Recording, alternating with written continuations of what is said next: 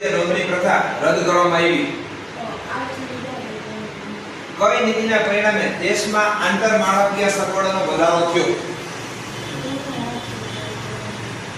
પછી કઈ નીતિના પરિણામે જાહેર ક્ષેત્રના એકમોની કાર્યક્ષમતામાં સુધારો થયો? કઈ નીતિના પરિણામે ભાવ વધારાની સમસ્યા સર્જાઈ છે?